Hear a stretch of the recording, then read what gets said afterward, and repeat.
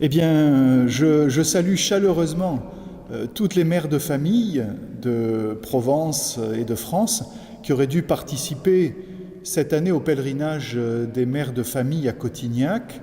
J'aurai eu le plaisir de vous retrouver dimanche prochain pour la messe. Mais voilà, l'actualité en a décidé autrement, un certain virus aussi, en espérant que ça n'est que partie remise et que nous pourrons renouveler notre démarche de pèlerinage et notre prière à Cotignac l'année prochaine.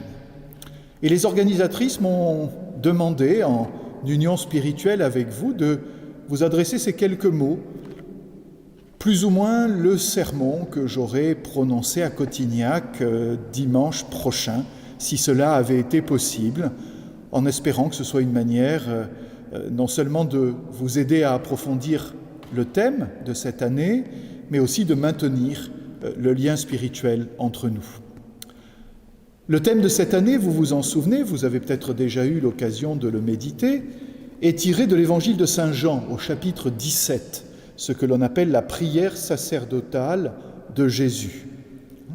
Et Jésus dit « Je prie pour que tous soient un, comme toi, Père, tu es en moi et moi en toi, qu'eux aussi soient un en nous, afin que le monde croie que tu m'as envoyé. » C'est le verset 21 du chapitre 17 de l'évangile de Saint Jean, la prière sacerdotale de Jésus, avec ce thème qui revient régulièrement de l'unité. L'unité. Que tous soient un, comme toi et moi, Père, nous sommes un. Cela nous renvoie bien sûr d'abord à Dieu. Le Dieu en qui nous croyons est un Dieu unique, un seul Dieu, certes, mais en trois personnes. Le mystère de la Sainte Trinité qui fait que Dieu n'est pas une seule personne, seule au fond des cieux, mais il est communion dans l'unité de trois personnes. Saint Augustin disait déjà, avec ses formules latines qu'il aimait beaucoup, Dieu est unus sed non solus. Dieu est un, mais il n'est pas seul. Il n'est pas seul. Il est communion de trois personnes, le Père, le Fils et le Saint-Esprit, qui sont parfaitement une, parfaitement unies. Ces trois personnes possèdent la même divinité, la même éternité, la même volonté. C'est le même amour qui circule entre elles, cet amour infini qui coule du Père vers le Fils, puis du Père et du Fils vers le Saint-Esprit. Et les personnes sont distinctes. Le Père n'est pas le Fils n'est pas le Saint-Esprit, mais elles sont parfaitement une parce qu'elles ont tout en commun. Et c'est ce modèle d'unité qui nous est proposé. Ce que Dieu est en lui-même, il veut nous le donner, il veut le réaliser en nous et pour nous. Nous sommes donc, nous aussi, appelés à vivre cette unité qui vient de Dieu, Trinité. À quel niveau ? Je dirais d'abord en nous-mêmes. C'est-à-dire la question de l'unité n'est pas d'abord entre personnes. Nous voulons, certes, et j'en parlerai après, réaliser une unité dans notre couple, dans notre famille, dans notre paroisse. Mais c'est d'abord en nous que cette unité doit s'installer. Nous sommes, nous le savons bien, des êtres complexes et parfois divisés. Nous l'expérimentons jour après jour, le corps tire d'un côté, l'âme tire de l'autre. Nous le voyons bien dans les cas extrêmes de certaines pulsions ou addictions corporelles que l'âme devrait maîtriser, l'actualité en est hélas pleine, et qu'elle ne peut pas. Donc le corps et l'âme ne sont pas unis. Nos sensations sont parfois différentes de nos sentiments. Nos sentiments s'opposent à notre raison. Nos goûts par rapport à notre devoir. Nous savons, vous savez, comme mère de famille, ce que vous devez faire pour le bien de ceux qui vous sont confiés, et parfois, ça va contre vos goûts spontanés, ce que vous aimeriez spontanément faire. Donc les goûts vont contre les devoirs, les intérêts vont contre les valeurs fondamentales que nous avons choisies. Nous expérimentons quotidiennement, voyez, cette division, ou du moins cette divergence à l'intérieur de nous-mêmes. Platon, déjà, il y a 2500 ans, disait « L'homme est comparable à un char, un quadrige, tiré par 4 chevaux. Mais ces 4 chevaux, au lieu de tous tirer dans la même direction, tirent chacun dans la sienne. À U et à dia. Vous imaginez ce que ça peut donner. Le Seigneur nous invite d'abord à unifier notre propre personne. Unification de notre intériorité. C'est un travail long, c'est un travail pénible qui exige à chaque fois, à chaque étape, et peut-être que le pèlerinage de Cotignac aurait pu en être l'occasion, de se reposer la question. Quel est le principe de mon unité intérieure? Qu'est-ce que je mets au centre de ma vie? Sur quoi, sur quelles valeurs, sur quels choix, sur quelles orientations prioritaires je construis ma vie? Et comment est-ce que je peux arriver à faire tourner tout le reste, non pas contre cela, mais au service de cela, au service de mes orientations fondamentales, au service de ma vocation fondamentale. Un travail d'unification intérieure qui est long, coûteux, qui suppose un contrôle de soi, mais qui est à l'origine d'une grande paix. Et ensuite, mais ensuite seulement, cette paix, cette unité peut rayonner à l'extérieur de nous-mêmes. Je crois profondément, voyez, que nous ne pouvons, vous ne pouvez, vous en tant que mère de famille, être agent d'unité, construire l'unité dans votre vie sociale, au sens large, que si vous avez d'abord travaillé, comme nous tous, sur votre unité intérieure. Et à partir de là, cette grâce d'unité se répand à l'extérieur de nous-mêmes. Vous voyez, comme par cercle concentrique. Unité que vous avez à construire d'abord dans votre couple. Le Seigneur le dit, l'homme quittera son père et sa mère dans la Genèse, il s'attachera à sa femme, et tous les deux ne font plus qu'un. Le but est bien de construire l'unité du couple. Unité qui joue à plusieurs niveaux. Unité physique dans l'acte conjugal, mais aussi unité des sentiments, unité des projets, unité des buts dans la vie. Et cette unité se construit à partir de la différence. Il y a la différence irréductible homme-femme. Un homme n'est pas une femme n'est pas un homme, contrairement à ce qu'aujourd'hui on voudrait nous faire croire, que c'est uniquement du domaine du choix personnel. Nous sommes ce que nous sommes et nous sommes foncièrement distincts, masculins ou féminins les uns les autres, physiquement, intellectuellement, affectivement, et il faut arriver à respecter cette différence. Il ne s'agit pas de la niveler, il ne s'agit pas de la nier, mais à partir de cette différence, accepter, construire l'unité dans le couple. Vous savez, cet adage que j'aimais citer lorsque je faisais des préparations au mariage, une drôle d'équation mathématique, mais l'amour c'est 1 plus 1, un homme et une femme, égale 1, parce que l'amour unit le couple. L'amour c'est aussi 1 plus 1 égale 2, parce que l'amour respecte. Il ne s'agit pas de fusionner, il ne s'agit pas de se nier dans sa spécificité. Il s'agit d'être soi-même. Et 1 plus 1 égale 3, 4, 5, parce que l'amour est fécond. L'amour conjugal déborde ensuite sur les enfants. Alors c'est une équation un peu compliquée, je vous l'avoue, mais elle dit bien ce qu'elle doit dire. Dans le respect de la diversité de chacun, la connaissance du mari, de la femme, par soi-même et la connaissance de l'autre, arriver à respecter cette différence tout en construisant sans cesse une unité.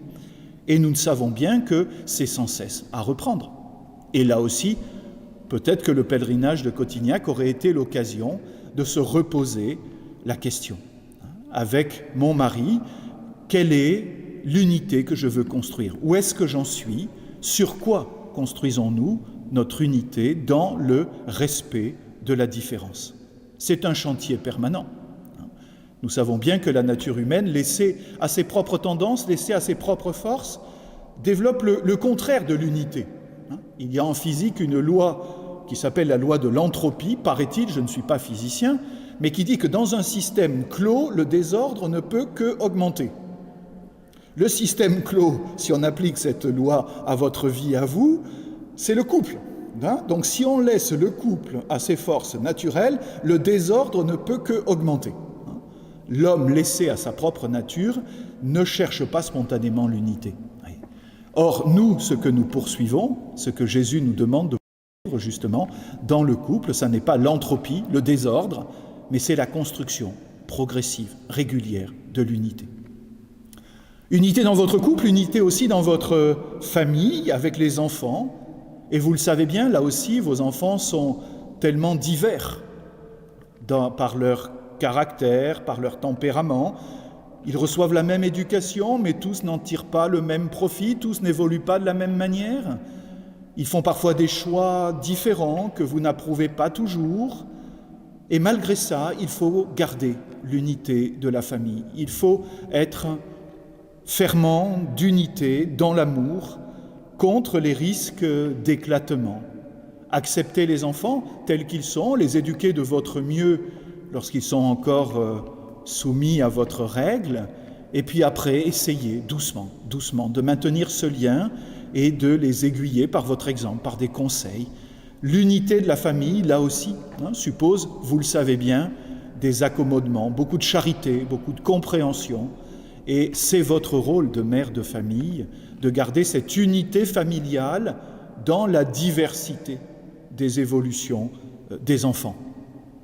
Premier niveau, donc je l'ai dit, le couple. Deuxième niveau, la famille. Troisième niveau, l'extérieur. Si vous êtes chrétienne, vous avez certainement un groupe de prière auquel vous appartenez, une paroisse, un bénévolat. Et nous savons que là aussi, le risque, et combien c'est fréquent dans nos paroisses, le risque, c'est de ne pas travailler dans l'unité, mais c'est que chacun fasse son service dans son coin, en se croyant propriétaire de ce que le Seigneur ou son curé ou son évêque lui a confié. Nous avons spontanément la tendance à développer des chapelles, des petits groupes, plutôt que de privilégier cette unité que Jésus veut pour la communauté chrétienne. Posons-nous la question, là aussi. Nous aurions pu méditer là-dessus pendant le pèlerinage, à l'intérieur de ma paroisse, de mon groupe de prière, de mon groupe de bénévolat. Est-ce que je suis facteur d'unité ?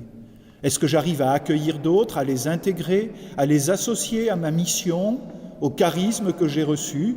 Ou bien est-ce que je campe jalousement sur ce qu'on m'a confié en le défendant de ce que je pressens comme une incursion extérieure? Est-ce que je suis là aussi dans mon activité extérieure et en particulier religieuse? Est-ce que je suis facteur d'unité? Est-ce que j'arrive à construire cette Église une que le Seigneur a voulu? Quel travail! Quel travail! Vous vous rendez compte? Construire cette unité d'abord à l'intérieur de vous-même, puis dans votre couple, puis dans votre famille, puis dans votre activité extérieure et en particulier religieuse. Le chantier est large, il est même certainement trop important. Par moi-même, je n'y arriverai jamais, vous dites-vous certainement en m'écoutant, et je suis, de ce point de vue-là, d'accord avec vous. La tâche est trop grande pour moi. Je n'arrive déjà pas à faire vraiment l'unité en moi-même. Je vois que dans mon couple, les tensions existent. Dans ma famille, c'est parfois bancal. Seigneur, je n'arrive pas. Tu me dis que tous soient un, mais je suis obligé de reconnaître que je n'y arrive pas.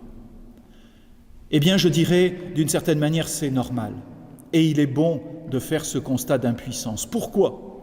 Parce que l'unité ne repose pas uniquement sur notre bonne volonté ou sur notre travail. L'unité est aussi une grâce que nous recevons, et une grâce de Dieu lui-même. Dieu nous donne cette unité qu'il veut que nous construisions. Et là, je rejoins, et je terminerai par là, l'évangile de dimanche prochain que nous aurions lu à Cotignac, où Jésus nous dit « Moi, je prierai le Père, et il vous donnera un autre défenseur qui sera pour toujours avec vous, l'Esprit de vérité. » L'esprit que nous attendons, l'esprit dont nous préparons la fête de la venue, la Pentecôte, et que nous sommes invités à demander de plus en plus instamment au fur et à mesure que cette fête se rapproche, cet esprit que Jésus a donné et veut encore nous donner. Cet esprit est esprit de vérité, dit Jésus dans l'Évangile, il est aussi esprit d'unité. C'est en lui, dans la Sainte Trinité, modèle de toute unité, que se concentre en quelque sorte l'unité du Père et du Fils. Nous le disons dans les oraisons de la messe, par Jésus-Christ, ton Fils, notre Seigneur, qui vit et règne avec toi dans l'unité du Saint-Esprit. Dans l'unité du Saint-Esprit. L'Esprit Saint est facteur d'unité. C'est l'Esprit Saint, si nous le recevons dans notre cœur et si nous le laissons travailler profondément en nous, qui va faire le premier. Jamais sans notre aide, certes, jamais sans notre effort, certes, mais lui en premier. C'est lui qui va faire ce travail d'unité à l'intérieur de nous-mêmes, en nous unifiant progressivement, qui va faire ce travail d'unité à l'intérieur de notre couple, par la prière, par exemple, par l'écoute mutuelle, par le soutien mutuel, par la redéfinition régulière dans la prière de nos objectifs. C'est lui qui fera l'unité de ma famille, importance de la prière familiale, et c'est l'Esprit Saint qui fera l'unité de ma paroisse, de mon diocèse et de l'Église entière. Au fur et à mesure que nous avançons vers cette fête de la Pentecôte, prions l'Esprit Saint avec plus d'insistance. Prions cet esprit d'unité pour qu'il nous soit donné avec abondance et qu'il fasse de nous intérieurement des êtres unifiés et des femmes de communion. Communion dans votre couple, communion dans votre famille, communion dans votre paroisse. C'est la grâce que je vous souhaite, être des femmes unifiées, être des femmes d'unité, comme Dieu le veut et comme Dieu vous le donne. Et je vous dis donc à l'année prochaine, si Dieu veut. Amen.